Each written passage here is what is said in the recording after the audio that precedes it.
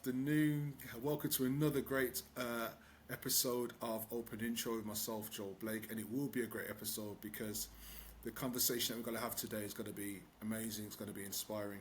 And when I was introduced to this gentleman and looking at his story and then speaking to him prior to the podcast, it was just amazing to see his passion for what he does and why he wants to help so many people out there.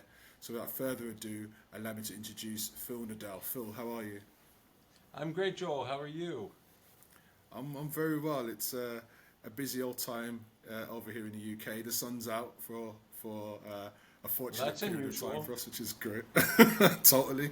Normally it's grey skies, but everyone's in shorts and t-shirts at the moment, so it's amazing. We spoke briefly, obviously, prior to the podcast, and your journey's been absolutely phenomenal, and I know I really want to get into that today, and certainly your passion and values behind what you do.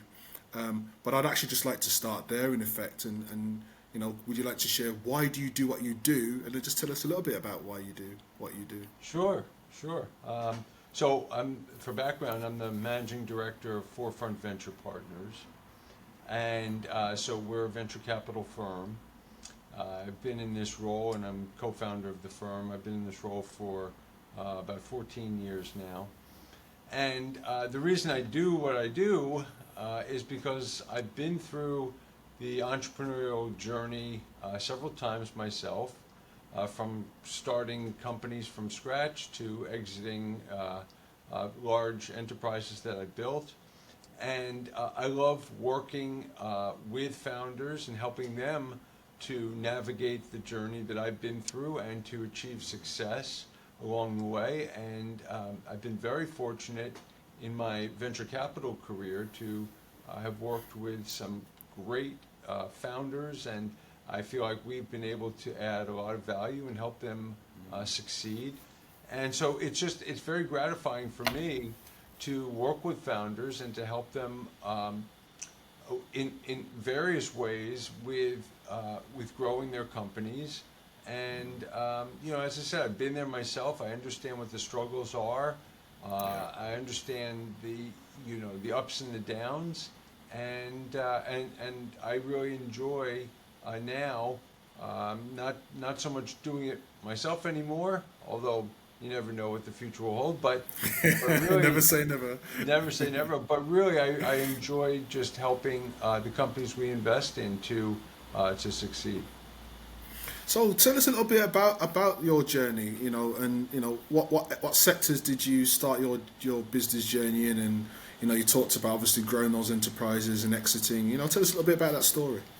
Yeah, well, so I like to say that I'm getting up there in years, and in my whole life I've never worked for anyone else.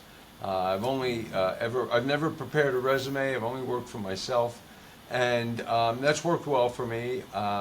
I was brought up in a household, thanks to my dad, that was very entrepreneurial, and so growing up, all I ever wanted to do was, run my own business and own my own business, and so after getting after graduating college, and quickly moving out of Philadelphia and back to South Florida as fast as I could, I started my first company, which was in the financial services business, and we had a couple of divisions of that company, but primarily we were doing consulting for public companies that were looking for acquisitions. And this was a long time ago. This was the late 80s. And what we call today SPACs were then called blind pools. And it's the same idea, but a different name. And so there were many of them, hundreds of them going public.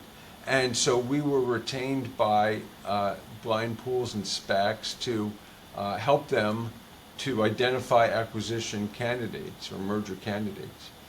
And that was a timely business, and it went really well, and ended up selling that business to another consulting firm that was sort of trying to get into that space. And we had the relationships with all of the underwriters, so we were able to to harness those relationships, and they acquired that from us. And at that time, I went into the publishing world. My father was the founder of a publishing company that we published financial newsletters. At the time, these were delivered in the mail, not by email, because there wasn't email. And good old days, right? Yeah, so I joined the firm to help him grow in different directions. But at the time, we had more than 100 financial newsletters and more than 30 million subscribers in total. And these are really like sort of high-end, expensive newsletters on esoteric financial topics.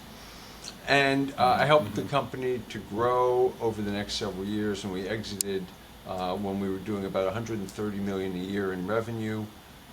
We sold to a competitor, and that went well. And then I got back to my roots into financial services companies and started some alternative capital companies, including a commercial factoring company called Cambridge Factors, and grew that and sold that eventually.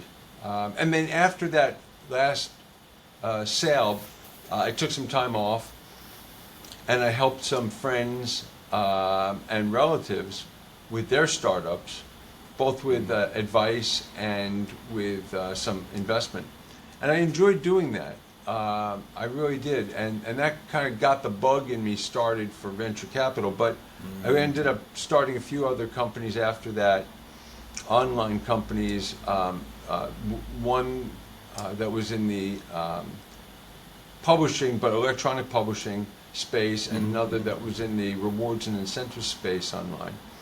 And both of those also had some success. But then after we sold those, I decided, I really enjoyed helping others. I had gotten a taste of it, and I wanted to keep doing it, and I decided to do it on a more sort of formal or full-time basis. And that was about, 14, 15 years ago when I founded Forefront Venture Partners. That's an amazing journey. It's funny, as you were talking, I'm thinking, this guy just loves to start and sell businesses, right? Yeah, no, I do. And I like, honestly, even though I've done a lot in the financial services space, I've done a lot in other sectors as well. And so, I enjoy direct-to-consumer. I enjoy publishing.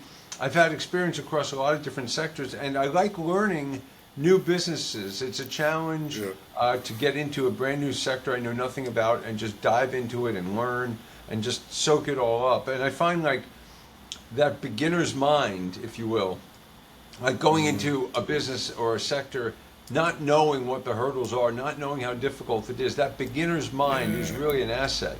And in a lot of ways, it gives me as an entrepreneur an advantage over the incumbents who are been around and know all of the hurdles and all the difficulties. As someone new into an industry, I don't know the hurdles yet, so I'm not afraid to take risks and take chances and ask questions and try new things, things that they might be incumbents might be unwilling to try. So I find that's an advantage. Yeah, I really like what you say there in terms of that beginner's mindset. Often as entrepreneurs, we see a problem that we want to solve, and we are committed to solving. We are so focused on being the best at solving that problem.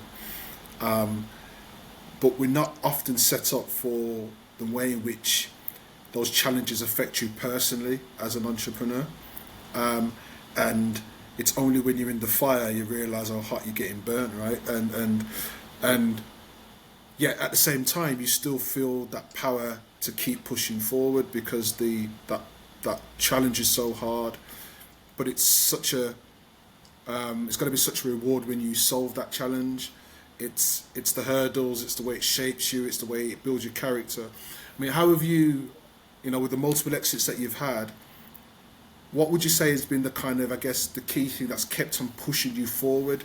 There's the outcome, but you talked about liking that journey. What is it about liking that journey if you want to just dive into that a little bit more, what is it you really liked about that? Because you've done it multiple times. Someone say you're arguably a sadist because you like keep going through that pain and fire. But yeah, that's true. There's something, but there's something positive about that. Positive about that as well. Yes. Well, I mean, for me, I like to identify a pain point that either I'm facing or other people are facing. That is a pain point or a problem that's not being addressed in the market. And then I go out and set about trying to solve that pain point.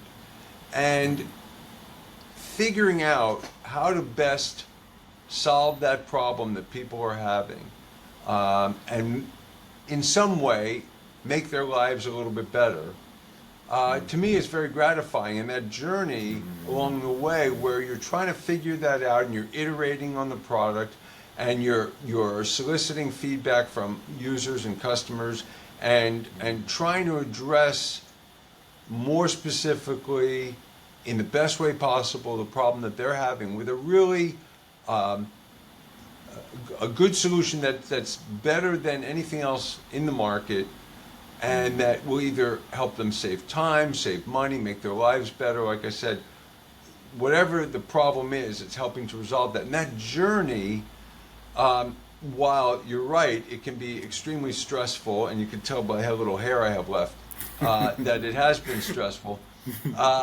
It's a challenge, right? And it's like, it's like anything else.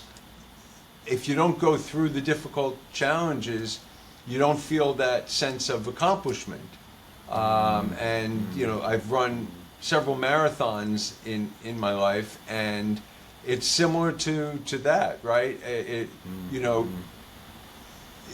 It's painful to train for and run a marathon, right? It doesn't necessarily feel good every minute of every mile that you're running, but when you're done and you've achieved your goal, it feels really good.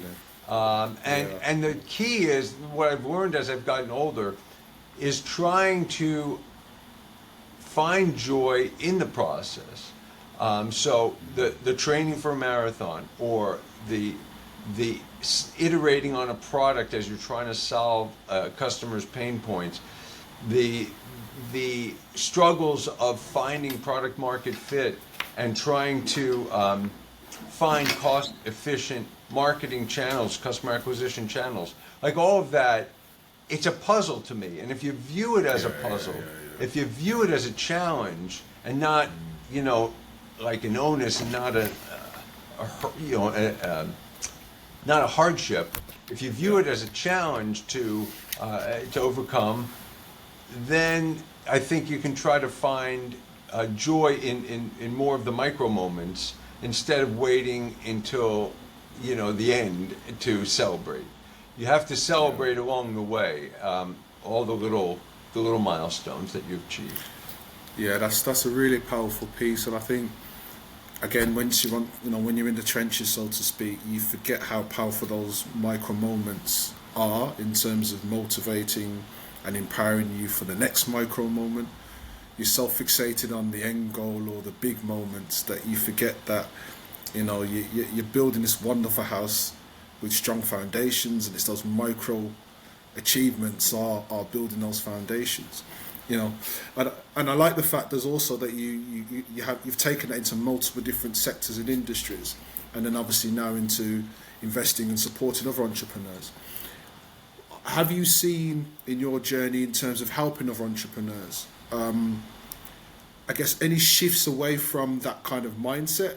Is it, the most successful entrepreneurs are the ones who think that way, or have you seen different people achieve great things with a different mindset?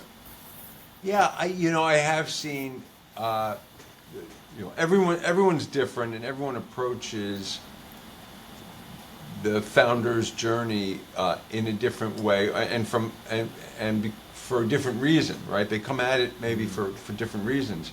So I've seen founders succeed and fail for a variety of reasons, or maybe even despite themselves in certain cases.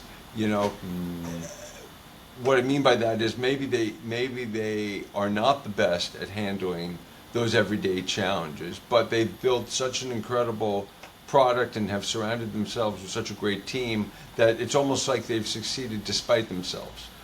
So I've even seen that kind of thing, which is rare, But most typically, the founders who are successful are the ones who are always looking to improve, stay very curious, and very open to feedback from their customers, from their employees, from their suppliers, everyone. They're like a sponge in terms of learning.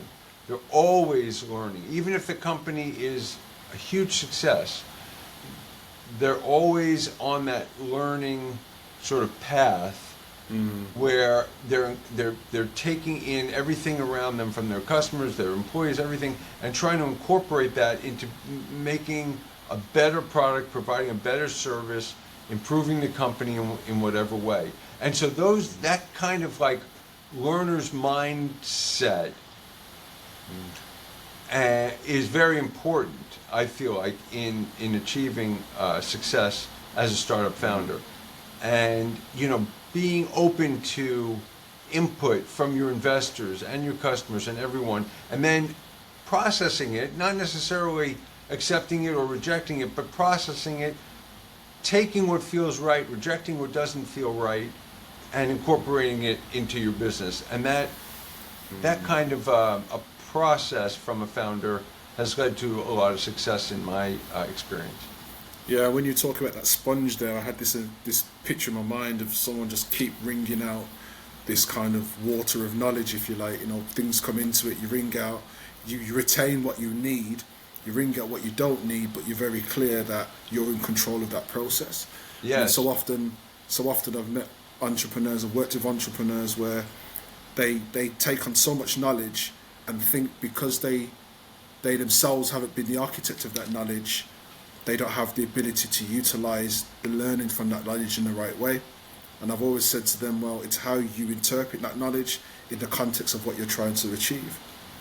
Because ultimately, yeah, that's right.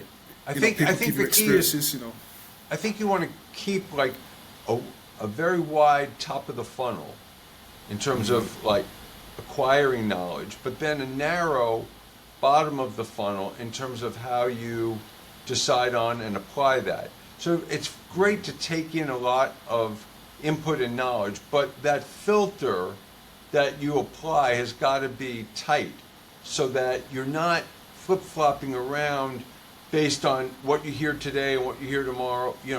It's got to be all filtered through a unified vision of what you have for your product or company. And so all these bits and pieces you pick up can help to further that vision or modify the vision slightly, but it's got to be filtered through your experience and what feels right to you, instead of, because I've seen founders who will take input and just immediately run with it and apply whatever suggestions have been given to them without properly thinking it through and filtering it and understanding the ramifications. I don't think that's the way to go. So top of the funnel should be wide, bottom of the funnel narrow. Yeah, that's a really great advice, that is, actually, Phil. Because even then, you don't know the root cause that's helped that person, and the experiences and the conditioning and how they've learned from life to give you that information at that touch point when you meet them. Right. You don't know what shaped them, so it doesn't necessarily mean it's right for you. But if there's logic and understanding that is adding value to where you are, because you filter that through, then you can utilize that to your best advantage. Yes. So you see, you're absolutely right. I just want to kind of move slightly towards, I guess, the other side of the fence where, we've talked about founders and having that open mindset, that kind of growth mindset, if you like, to be able to move forward. But what's your view of the finance sector in itself, in terms of where, the VC market in particular is in the economy globally, and what's happening to the whole VC space? is there learning there for the VC community too to really consider and think about in terms of how they operate in this current world as we are? Yeah, it's a tricky time, also an exciting time, I think, for the VC space. A lot of VC activity is ultimately dictated by the IPO market. And because the IPO market provides liquidity ultimately for companies who get to that stage. And if you understand sort of the funding life cycle for startups, you have to have liquidity ultimately so that capital can be recycled and reinvested into other startups. And so if liquidity is choked off, then ultimately that filters down to the lower or the earlier stages of venture capital, and those funding rounds get choked off as well. So right. if the IPO market stays slow, stays stagnant like it's been, it's going to continue to have and make worse the liquidity in the market. LPs are going to be more reluctant to invest further capital when they don't have liquidity from their previous investments. And ultimately, companies raising seed and Series A rounds are going to start feeling that even more than they are today. And that the capital for those rounds will start to dry up even more. So that's a real, in some senses it's cyclical and it'll come back, but if you look at the overall trend over many years, the number of public companies has decreased. The overall total number of public companies has decreased. So there are other liquidity options, of course, like being acquired by a PE firm or being acquired by a competitor. But ultimately, PE firms need liquidity too. Some of them will buy and hold for long periods of time, but ultimately they'd like to have liquidity and have an IPO. So a lot of it does depend on the IPO market, and some of that is cyclical, and I believe it will come back to some degree. But how strongly, it's very difficult to say. So that's sort of one headwind that the VC space is facing. And then you couple that with the fact that the AI revolution is enabling many more companies, many more founders to start companies quickly and more efficiently, and for less money. So you have more companies being started with exciting new technologies or exciting new ideas or products, and yet the capital is starting to dry up a little bit. So the competition for the capital is becoming more fierce than it's been. Does that make sense? Yeah, no, absolutely. It's a challenging time, particularly, you started when you talked about the need of solving a problem you've identified, and you've probably done all your DD on it. You're really focused on how you're going to solve that problem, and then you realise that the challenges that the VC market have doesn't enable you to raise what you need to solve that problem. And so you're forever banging your head against brick walls, trying to get people to believe in your idea, to invest capital into your business, to be able to see that vision and drive that through with you. At the same time, the VC space is also thinking about how its model needs to evolve, because they realise themselves that they can't always do what they've done in the way that they've always done it.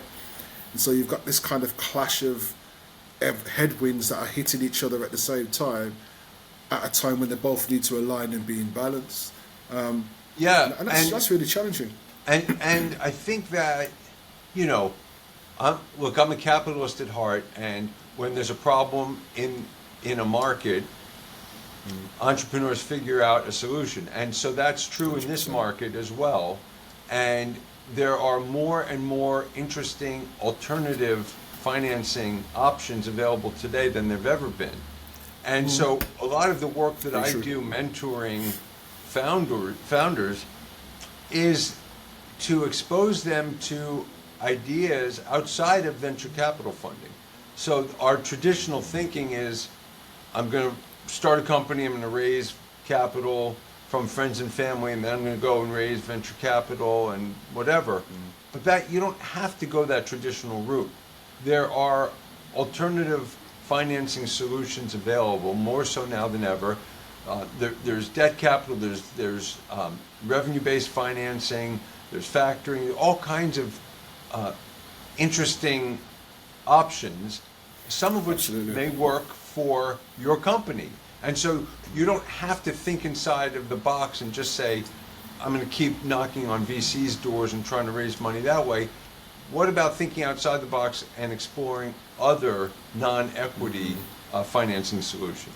No, you're absolutely right. I mean, just last week I was having a conversation with some colleagues abroad in terms of the rise of the private credit market and how many asset managers are now looking at providing capital through debt, because it's plugging the gap where many of the larger traditional debt providers are not wanting to venture and playing, particularly in some of the high risk sectors.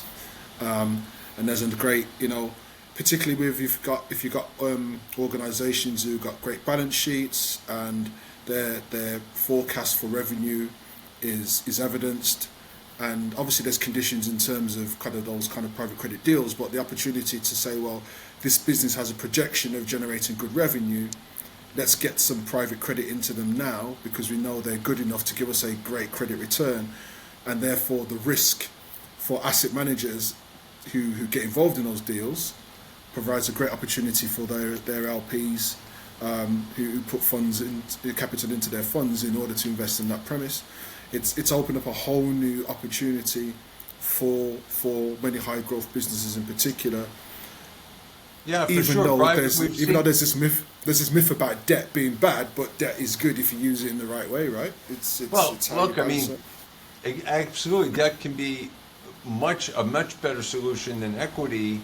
If the company becomes a big success, you can pay off the debt, but equity becomes very expensive if the company's very successful. So, absolutely, I mean, private capital is becoming more popular now as the VC or equity space has tightened up, and so I think we'll see even more of that, and that's the way the market reacts, and founders have to be knowledgeable about the options that are available to them. Yeah, that's the thing, and for the record, I'm not advocating people get into debt just for the sake of getting into debt. You have to obviously assess all the alternative options to see what works best for your organisation and get the right advice around that from the right financial representative. Yes. But the reality is that entrepreneurs are living in a time where they can really think outside the box and can really find alternative ways of achieving success away from what they've been taught or what they feel that they have been taught or told to do or know. Which then brings me on to my point around the power of mentoring, because it's getting that guidance and getting that support and having somebody who can help give you that experience and shaping of your knowledge and your experience, happy to make those decisions. I mean, what have you found, I guess, the most gratifying about mentoring founders? And I guess as a subset of that question, if you were, what mentoring would you have liked to have got when you were founding your businesses that you try and pass on to founders now? So what's the most gratifying? What do you wish you'd got yourself? Well, look, in addition to the several companies I've started, as a VC, I've reviewed thousands of startups. So I have so much experience now with seeing what makes companies work and what makes companies fail. And so for me, it's very gratifying to mentor startups and to help them to realize what those triggers are and what the proper or the optimal path is for them to take to achieve success, because I've seen the pattern so many times now. And if they're new at it, or even if they're a second or third time founder, they're fairly new at it. I've seen it thousands of times now. So I can help them to understand, okay, with product market fit, how do we navigate that? What are we looking for in terms of customer acquisition? What are we looking for in terms of retention? What can we do to improve those things? And those decisions are different at a very, very early stage than they are at a somewhat later stage. Yeah, So you have to take that into account as well. So I've really enjoyed my experience mentoring startup founders on all kinds of topics, because I've been through it myself so many times. I was very fortunate in terms of my journey, my career, to have my father as a mentor. He was a master entrepreneur, incredibly successful, and I realize that not everyone is as fortunate as I was. Not everyone had or has a father who is a great entrepreneur and has been through that journey themselves. And so a lot of people that I know and companies we invest in are founded by people who are first time or first generation entrepreneurs, first generation founders, and their parents didn't necessarily found companies and weren't able to provide mentorship in that area. And so they are more reliant on outside mentors like me. And I was fortunate to have that with my dad. I didn't need to seek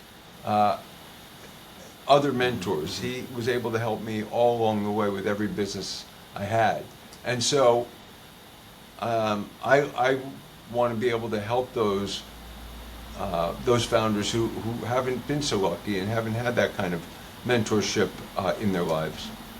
No, I really respect that, because you're absolutely right. Not everyone has that support or has had that support, but it's just amazing that your humility shines through in that you recognize that and you want to help so many and helped so many.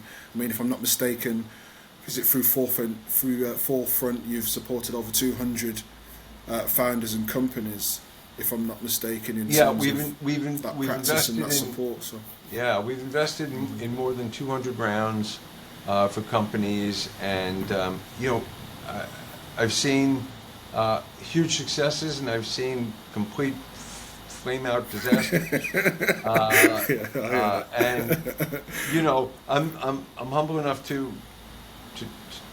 admit that, and to know that not every investment we make is going to work out, despite everything, despite all the experience that I've had and everyone's best intentions and all the the fundraising that we do and all the opportunities that they have. Sometimes it just doesn't work. Sometimes the market's not ready, or the product's not good enough, or the competition is too fierce, or they can't get access to more capital. Whatever it may be, there are 100 reasons why a company can fail, and we've had our share. But fortunately, we've had a lot more successes. That's good, and I guess that's where that reliance on, understanding, experiencing, and enjoying the journey, it's so important, because win or lose, you still learn something. One thing I've always learned, and one of my mentors taught me, and I've learned through practice, is that adversity always brings a lesson and a blessing. When you face adversity, there is something you will take from that, and what you take from that is something that you didn't know, and if you utilize that knowledge in the right way, it's an absolute blessing. And yes, you might not want to replicate what it took to face that adversity, or you to go through it, but what you gain from that in of itself is priceless, and I think that's an amazing thing. I'm really glad you brought that up, because we always try to do sort of a post-mortem on every failed investment, every failed and successful investment. We do like a post-mortem and try to understand the lessons that the failure or success can teach us. So we say, okay, this company went out of business. Here was our thesis when we invested in the company. Here's the reason why we invested. What happened? What changed? Why did they not succeed? Why did our thesis not hold up? Was it a change in the market? Was it a change in the product? Was it that we didn't properly assess the people, the founders? What was it? And same thing with successes. Okay, what happened right here? Why did this company succeed? And what can we take from this and apply to our future due diligence and future analysis of other companies? It is priceless. That knowledge is so important. I know when we spoke before the podcast, you were talking a lot about kind of the importance of family, and you surround yourself with family. You're in a circle that keeps you focused, keeps you grounded. Do you want to maybe just share a little bit about that? Because it seems blatantly obvious that people want to have good people around them, right? But at the same time, when those dark times come, how important is that support network around you? Oh, it's critical. My family is so wonderful and understanding about the founder's journey and the ups and the downs. My wife in particular is amazing in terms of the support that she'll provide. I'm happy to say that my older son is an entrepreneur and has already founded several companies, so he understands that journey. And my younger son does as well, and is an entrepreneur in his own way, more as a sole proprietor, but he's exceptionally helpful. So the whole family, for me, is essentially like my sounding board. I like to joke that, when I come home and I have dinner with my wife, I share with her some of the companies that I've seen recently and some of the interesting problems and solutions that they're tackling. Problems that they're tackling, the solutions that they have, and I get her feedback as someone who's not like in the trenches every day. Yeah. And I get her feedback, and then I'll share the concept with my two kids and get their feedback. So they operate, in addition to our forefront staff, they operate as a sounding board for me to get out of that VC bubble and sit down at the dinner table and just say, look, does this make sense? What this company is doing? Am I thinking about this the right way? And my wife will sometimes push back and say, well, I don't know. I'm not sure I understand why they're doing this or that. And she'll sort of, pour cold water on it sometimes and make me rethink the way that I was analyzing a business. And so I may get caught up in a company founder's story and may get excited about the story, but then sometimes when I step back with the help of my family and analyze it from a different perspective, sometimes I'll come away with a different feeling about it. And it works the other way too. If I'm lukewarm about a company, sometimes they'll jump on it and say, wow, that's a really fantastic solution. And maybe it's a problem that I'm not living, but they are, and so they can relate more to the solution. Yeah, so it's really important to be surrounded by that kind of a support network, I find. Yeah, and I appreciate you sharing that. I do love that, because you don't often hear VCs talk about the reality of what it means to be a VC, in the sense of the support needs that you have. You're supporting so many businesses out there, but in order to you to operate at your best, you have to also connect back with what keeps you grounded, so you can recharge, refresh, be rejuvenated with knowledge, understanding, different perspectives, so you can help those entrepreneurs more. And I think that's often missed in the VC space, or certainly it's a misconception that VCs don't get it. Not so much the ability to run a successful business, but you don't get the mind of the founder, of the entrepreneur, because you are a VC. And especially as someone like yourself who's gone through this journey multiple times, you still need that kind of recharge and that refresh and that rejuvenation at those moments. And I don't think many founders understand that importance of being human in this kind of entrepreneurial and investment journey. So I really appreciate you sharing that, because you I brought just up think an that gets interesting overlooked. you brought up an interesting point, Joel, and that is that the importance of a VC having founder experience themselves. And so I get approached all the time by students who are graduating from college and they want to get into the VC world, and they say, what VC firm should I apply to? And they're asking us if we have positions available, or they're looking for career advice. And my advice is always start a company or go work for a startup first. Don't jump right into VC. Don't jump right into investing, because it will help you so much as a VC, having been through the founder experience and having lived that as a startup founder, even if you're part of the team and not the founder yourself, but if you're one of the team, living through that will help you empathize and be successful as a VC. And so I think that's really important. Yeah, totally. As I say, I think people just forget the value of real experience at a human level, not just something that you've studied or seen, or you felt like you've got enough kind of, YouTube information from. Yeah. You've lived it, you've breathed it, you've got the scars, and you wear those scars proudly. Yeah. I think that's quite important and quite key. So, as we come into close, Phil, I think, I really like the way, you've really brought this kind of human element to this whole journey. I think people often forget, as I say, that the VC journey is a human and personal transformational journey.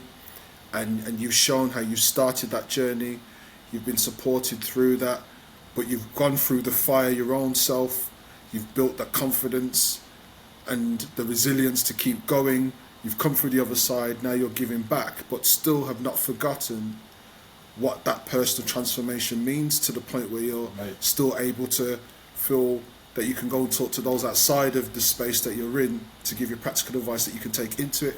I think that's such a beautiful kind of 360 journey that we don't often hear and see, so I appreciate you sharing that and your honesty with that.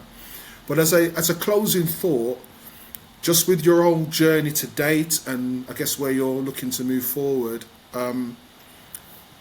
would you like to maybe share something that comes to mind in terms of maybe an insight or a gem or something that is just reflective of your journey, because you've gone through so much and you understand so much? It'd just be great to hear kind of a thought perspective from yourself on that. Well, I think as a founder, it's easy to get caught up in the day-to-day ups and downs. There are a lot of ups and downs in a startup journey. I mean, every day can feel like either the best day or the worst day ever. And I think founders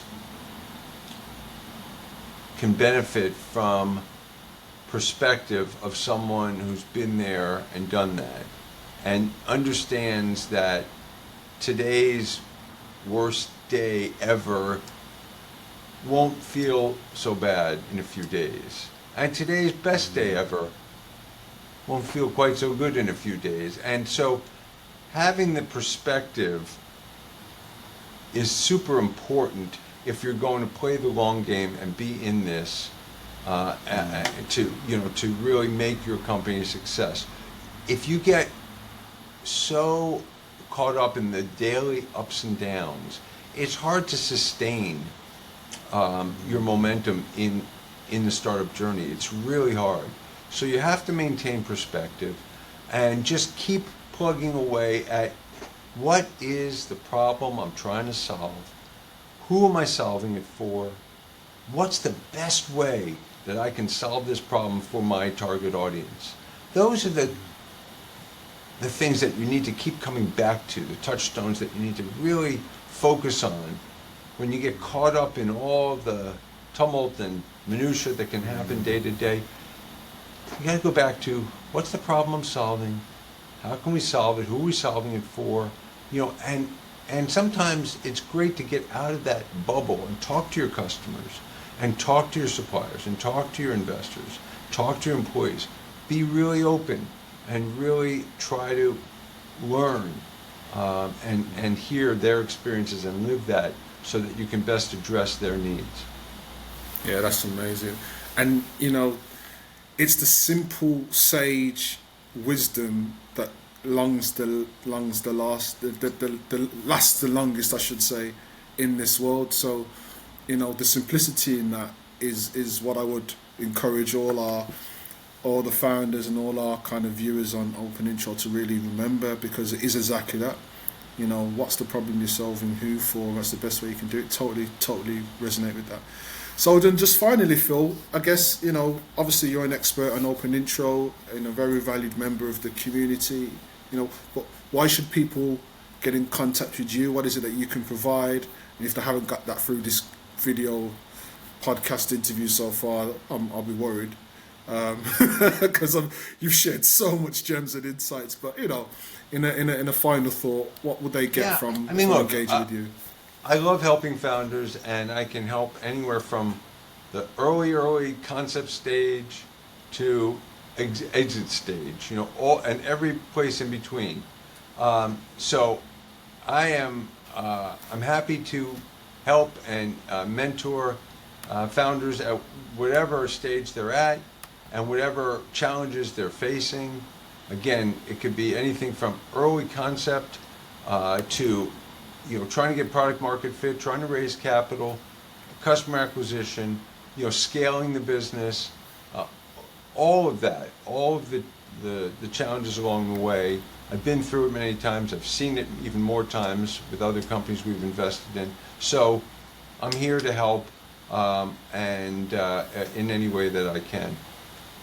Fantastic, Phil. Well, look, I want to thank you so much for your time today. I want to thank you for your wisdom. I want to thank you for sharing all your experiences, and we look forward to working with you through OpenIntro.